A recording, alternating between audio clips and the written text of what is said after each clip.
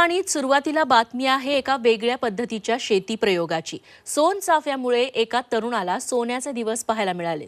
Corona काळात YouTube पाहून वांगणी जवळील डोणे गावात संदेश सारंगा या तरुणाने एका एकरात सोनचाफ्याची 300 झाडं लावली। या बागेपासून त्याला महिन्याला 30 ते 35 हजारांचा निव्वळ नफा मिळतोय। बागेतून दररोज 1500 ते 1800 फुलांचं उत्पन्न मिळतंय। तर सणाच्या काळात हाच भाव जवळपास 5 ते 10 पट इतका झालेला असतो।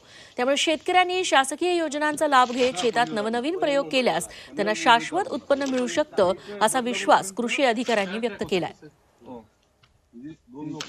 सापाच्या शेतीकडे वळायचं कारण हेच की लॉकडाऊन चालू आला, लोकांना काम धंदे नव्हते। म्हटलं नवीन काहीतरी घरी बसून इकडे तिकडे भटकण्यापेक्षा शेतीकडे जरा थोडेसे मी YouTube वरती व्हिडिओ बघत बसायचो।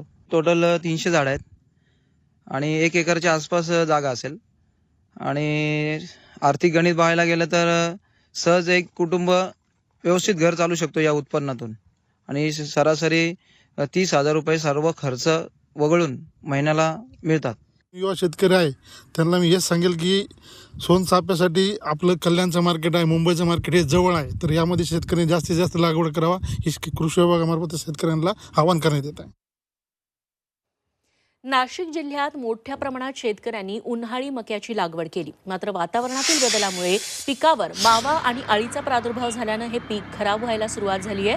अशातच शेतकऱ्यांच्या मदतीला शालूस पक्षी धावून आले। हे पक्षी मक्यावरील मावा आणि किडी खाण्याचं काम करतात। मात्र ज्या ठिकाणी पक्षी येत असतील त्या ठिकाणी रासायनिक औषधांची फवारणी करू नये असं आवाहन मंडळ कृषी अधिकारी हितेंद्र पगार यांनी केलंय। पक्ष्यांचं खरं मुख्य खाद्य हे अळी, कीटक इत्यादी असतात।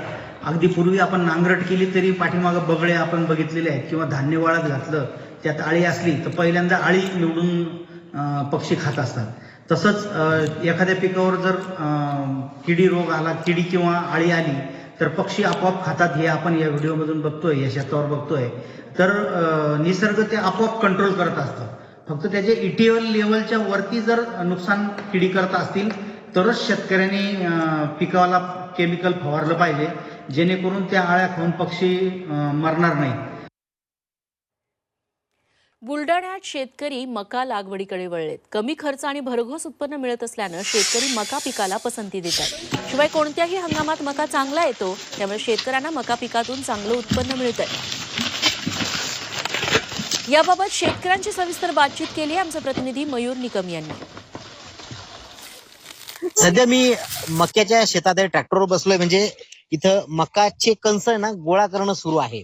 मका सोंगून झाली आहे, कणस तोडून झालेले आहेत। पलीकडे जर बघितलं तर ते वेळानं तोडावं लागतं ते धांडे, आणि त्याच्यानंतर ते कणस जे आहेत ते हाताने मोडून असे त्याचे ढीग बनवावे लागतात, आणि त्याच्यानंतर त्या ढिगातून टोपल्या टोपल्यानं ती मकाचे कणस जे आहेत ते ट्रॅक्टरच्या ट्रॉलीमध्ये या शेतकरी महिला टाकत असतात। सोयाबीन आणि कपाशी सोडून तुम्ही मका लावली आहे 3-4 एकर परिसरावर? हो, मक्का लावली।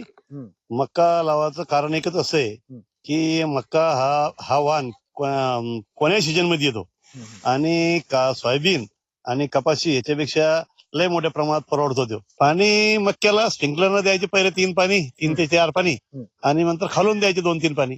अच्छा, पारंपरिक पद्धतीने। अच्छा, म्हणजे पाणी खालून द्यावं लागते त्याला। द्यावंच लागतं। सर्वसाधारण भाव जरी असला तरी मक्याचं उत्पन्न मोठ्या प्रमाणावर होतं, त्यामुळे मका परवडतो। ते जनावरांचा चारा म्हणून सुद्धा उपयोगात येतं मका, असं शेतकऱ्यांचं म्हणणं आहे। व्हिडिओ जर्नलिस्ट प्रवीण सह मी मयूर निकम, झी मीडिया, बुलढाणा। उत्तरेकडील राज्यात थंडीचा कडाका असल्यानं जालन्यातील मोसंबीची मागणी गेल्या आठवड्यात घटल्यानं बाजारभाव देखील कोसळले होते। त्यामुळे जालन्यातील मोसंबी मार्केट 8 दिवस बंद ठेवण्यात आलं होतं। दरम्यान मोसंबी मार्केट आता पुन्हा सुरू झालंय। मात्र मोसंबीला 8 दिवसांपूर्वी असलेला 10 ते 14 हजारांचा बाजारभाव आज मिळतोय। त्यामुळे व्यापाऱ्यांबरोबरच शेतकऱ्यांनी देखील नाराजी व्यक्त केली आहे। याबद्दल शेतकरी आणि व्यापाऱ्यांशी बातचीत केली आमचे प्रतिनिधी नितेश महाजन यांनी।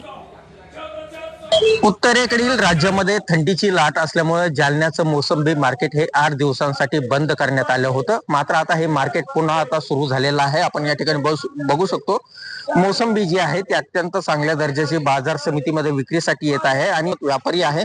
चाचा, मला सांगा आजचे बाजार भाव कसे आहे, आणि उत्तरेकडील राज्यामध्ये थंडीची लाट आहे तर तिकडचं बाजारपेठ जी आहे ती तुमच्यासाठी खुली झालेली आहे का?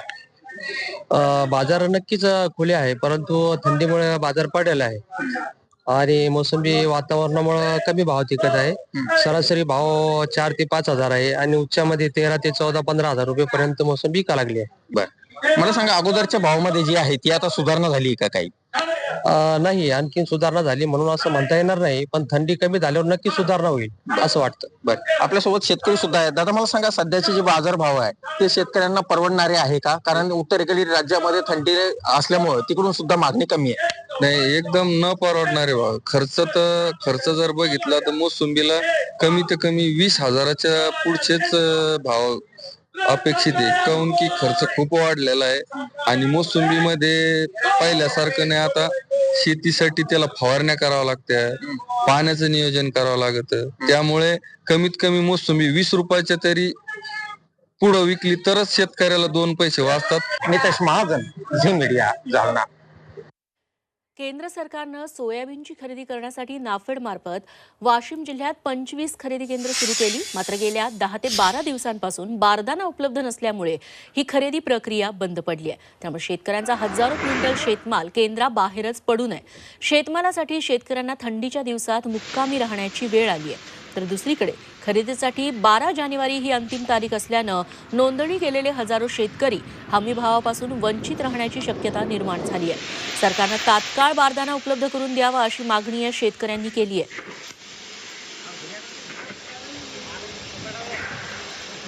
8 ते 10 दिवस झाले इथंच आहो आणि वारा जहागिरीवरून आलेलो आम्ही. तर आम्हाला इथं आल्याच्या नंतर कळालं की इथं बारदाना नाही. त्यामुळं आम्ही घरी जास्त किलोमीटर अंतर असल्यामुळे आम्ही ट्रॅक्टर इथंच लावून दिलेलं आहे आणि इथंच मुक्कामी आहे. 10 पोते माल आणलेला आहे आणि फक्त आता खरेदीची तारीख 12 जानेवारीपर्यंत आहे शासनाच्या नियमानुसार. आता 12 जानेवारीपर्यंत जर मुदत जर त्याच्यासमोर नाही वाढली तर शेतकऱ्यांनी काय करावं, कुठं मोजा? आणि या 4,000ने साहेब काहीच पुरणार नाही शेतकऱ्याला. तेवढं उत्पन्न झालं तेवढाच खर्च लागला.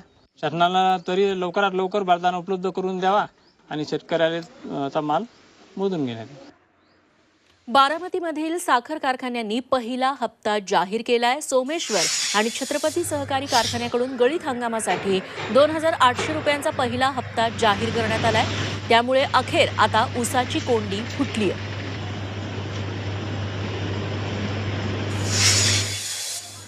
दुसरीकडे नाशिकमध्ये भाज्यांचे दर घसरलेत. मेथी, पालक, कोथिंबीर अशा पालेभाज्यांना फक्त 10 रुपयांचा दर मिळतोय. तर टोमॅटो, वाल, घेवडा 50 रुपये किलो भाव झालाय. तसंच 160 रुपये किलोनं विकल्या जाणाऱ्या भेंडीला 150 रुपये किलो दर मिळतोय. बाजार समितीत आवक वाढल्यानं भाज्यांचे दर आता कमी झाले. पुढील आणखी काही दिवस अशी स्थिती राहणार असल्याचं सांगितलं जात आहे. दरात घसरण झाल्यामुळे सर्वसामान्यांना दिलासा मिळालाय. मात्र शेतकरी आर्थिक संकटात सापडलाय.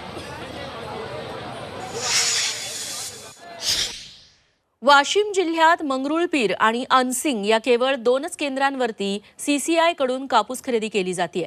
मात्र सर्वाधिक पेरा असलेल्या मानोरा आणि कारंजा तालुक्यात अजूनही खरेदी केंद्र सुरू करण्यात आलेलं नाहीये. त्यामुळे या तालुक्यातील शेतकऱ्यांना आपला कापूस अनसिंग इथं विक्रीसाठी आणावा लागतोय. दरम्यान वाहतूक खर्च वाढतो, तर दुसरीकडे खरेदी केंद्र असल्यानं गर्दी सुद्धा जास्त असते. त्यामुळे मानोरा आणि कारंजा या ठिकाणीही CCIनं खरेदी केंद्र सुरू करावं अशी मागणी शेतकरी करतायत.